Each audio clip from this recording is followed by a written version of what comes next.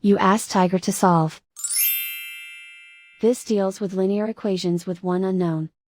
The final result is z equals -7. Let's solve it step by step. Isolate the z.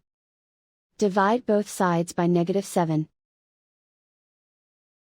Cancel out the negatives. Simplify the fraction. Move the negative sign from the denominator to the numerator.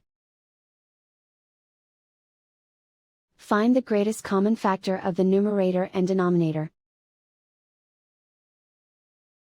Factor out and cancel the greatest common factor. And so the final result is z equals -7.